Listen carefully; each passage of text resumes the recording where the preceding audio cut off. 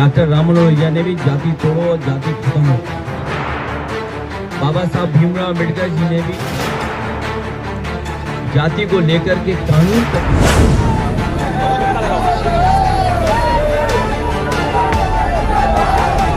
यहाँ पर पार्क बनने से लेकर के और आज तक 2 कार्यक्रम पूर्ण तिथि और जन्मदिन पर हम लोग यहाँ पर आते रहे हैं और यहाँ पर चूंकि निर्माण कार्य पूरा हो गया था, इसलिए यहाँ रोकने की साहस भाजपा सरकार में नहीं है।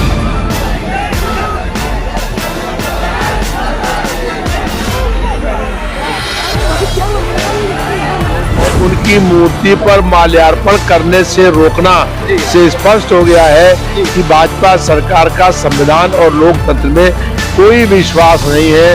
वो जुल्म के माध्यम से जनता की आवाज दबाना चाहते हैं। साथियों नमस्कार, आप देखना शुरू कर चुके हैं लोक बंधु लाइव। हमारी मौजूदगी इस समय लोहिया पार्क पे है और आज डॉक्टर राम मनोहर लोहिया जी की पुण्यतिथि है। अभी कल जयप्रकाश नारायण जी की भी पुण्यतिथि थी और वहाँ पर जिस तरीके का एक माहौल बना, सरकार द्वारा पूरा JPNIC को बैरिकेडिंग गिरवा दिया गया और तमाम तरीके कहीं न कहीं समाजवादियों को वहां जाने से रोकने की पूरी कोशिश की गई। आज ये समाजवादी पार्टी के तमाम नेता, यहाँ तक कि उनके राष्ट्रीय अध्यक्ष भी यहाँ पर आए और माल्यार्पण करके अभी निकल रहे हैं। हम इनसे बातचीत करेंगे। हमारे साथ रविदास मल्होत्रा जी हैं और इस चीज़ को लेकर ये लोग क्या सोचते हैं। सर, जिस तरीके से कल आप लोगों को वहाँ जाने के लिए रोका गया, यहाँ आने के लिए नहीं रोका गया, इसमें क्या आपको दिखता है? कि यहाँ पर डॉक्टर राम मनोहर लोहिया जी का पूरा पार्क सपा सरकार में बन गया था और यहाँ पर पार्क बनने से लेकर के और आज तक 2 कार्यक्रम पूर्ण तिथि और जन्मदिन पर हम लोग यहाँ पर आते रहे हैं और यहाँ पर चूंकि निर्माण कार्य पूरा हो गया था, इसलिए यहाँ रोकने की साहस भाजपा सरकार में नहीं है। JPNIC के अंदर जो है वो काम पूरा नहीं हो पाया था और JPNIC को भाजपा की सरकार किसी एक बड़े पूंजीपति के हाथ बेचना चाहती है, इसलिए वहाँ पर लोगों को जाने से रोकने का काम किया गया है। वहाँ पर जयप्रकाश नारायण जी की कल जयंती थी और उनकी मूर्ति पर माल्यार्पण करने से रोकना से स्पष्ट हो गया है कि भाजपा सरकार का संविधान और लोकतंत्र में कोई विश्वास नहीं है। वो जुल्म के माध्यम से जनता की आवाज दबाना चाहती है। अगर देखा जाए जयप्रकाश नारायण जी का एक जो इतिहास रहा है, वो बड़े आंदोलन का रहा। उन्होंने उस समय आताताई सरकार जो चल रही थी उसके खिलाफ उन्होंने बड़ी आवाज उठाई, यहाँ तक कि उनको इमरजेंसी में गिरफ्तार भी किया गया। तो क्या लगता है कहीं उनके जो आदर्श हैं, आप लोग अगर वहाँ जाते हैं और उनके आदर्शों को अपने जीवन में उतारते तो उससे कहीं ऐसा नहीं कि क्रांति का डर सता रहा है भाजपा को? 1975 में लोक नायक जयप्रकाश नारायण जी की अगुवाई में संपूर्ण क्रांति का आंदोलन चला। हम भी उस आंदोलन में शामिल हो गए। उसके बाद देश में आपातकाल लग गया। हम लोक नायक जयप्रकाश नारायण जी के आह्वान पर उनके साथ 20 महीने लगातार आपातकाल में जेल के अंदर बंद रहे थे। उन्होंने नौजवानों को जालिम सरकारों के खिलाफ संघर्ष का आह्वान किया था।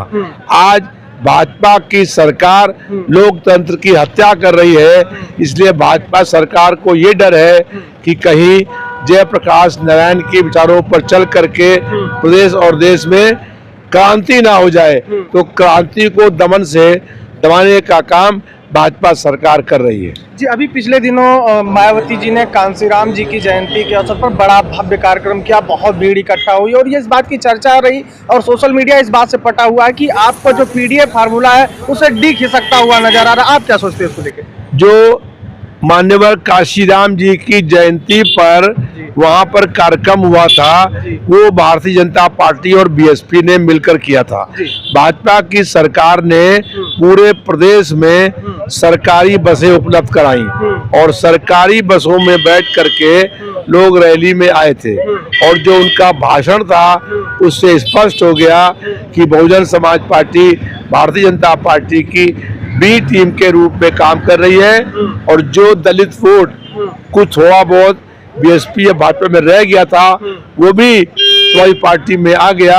अब पूरा का पूरा 99% जो है दलित वोट समाजवादी पार्टी के पक्ष में आ गया है और 2027 में अब सरकार बनने से कोई भी नहीं रोक पाएगा और अखिलेश यादव जी प्रदेश के अगले मुख्यमंत्री बनेंगे। जी, एक सवाल ये भी था कि उन्होंने अपने वक्तव्य के दौरान समाजवादी पार्टी पर बड़े आरोप लगाए। उनका साफ तौर पे ये कहना था कि जब समाजवादी पार्टी की सरकार थी तो जो महापुरुषों के नाम पे शहरों के नाम रखे गए थे उसको बदल दिया, जनपदों के नाम बदल दिया, यहाँ तक कि जो उनके स्मारक स्थल बने हुए उसके जो टिकट के पैसे आते थे उनको देख लगा के उसको पैसा दबा गई समाजवादी पार्टी। बहुजन समाज पार्टी की प्रमुख मायावती का बयान भारतीय जनता पार्टी के कार्यालय में लिखा गया।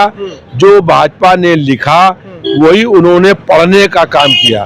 ये जो है वो झूठ बोल रही थी, जैसे भाजपा झूठ बोलती है। समाजवादी पार्टी की सरकार में सारे स्थलों का रख रखाव कार्यक्रम हुआ, लेकिन अब भाजपा की सरकार में उन पार्कों और मूर्तियों का रख रखाव नहीं हो रहा है। मायावती का झूठ जनता जान गई है। एक आखिरी सवाल मेरा ये होगा, कल राष्ट्रीय अध्यक्ष जी ने आपके अपने प्रेस कॉन्फ्रेंस के दौरान एक बहुत बड़ी बात कही, उसका बड़े मायने हैं कि उन्होंने कहा कि अब समाजवादी पार्टी को जमीन पे उतरना पड़ेगा। तो क्या आगे की क्या रणनीति आप लोगों की है? अब जब Bharatiya Janata party social media को, ट्विटर को बंद कर रही है, जब झूठ बोल रही है, तो ये कहा गया कि कार्यकर्ता जमीन पर उतर करके भारतीय जनता पार्टी का झूठ का पर्दाफाश करेंगे और भारतीय जनता पार्टी के खिलाफ शंखनाद हो गया है। सत्ता परिवर्तन करने के लिए हम लोग जमीन पर जाकर के जनता को तैयार करेंगे और 2027 में समाजवादी पार्टी की सरकार बनाएंगे और अखिलेश यादव जी उस सरकार के मुख्यमंत्री होंगे। जी, बहुत बहुत शुक्रिया। देखिए, हमारे साथ समाजवादी पार्टी के कद्दावर नेता हैं जिनसे हमारी बातचीत हो रही थी और लगातार जिस तरीके की चर्चा है वो इस बात की है कि लगातार जिस फार्मूले पर समाजवादी पार्टी लगातार आगे बढ़ रही है उस हिसाब से इनका साफ तौर पे कहना है कि 2027 की जो लड़ाई है वो काफी मजबूत स्थिति में हम लोग लड़ने वाले हैं और अब जमीन पे उतरकर हम इस चीज को साबित करेंगे और 2027 में समाजवादी पार्टी की सरकार बनाएंगे। फिलहाल आप क्या सोचते हैं? आपकी अपनी राय कमेंट बॉक्स में जरूर दीजिएगा। मिलते हैं किसी अन्य वीडियो में किसी अन्य मुद्दे के साथ। नमस्कार।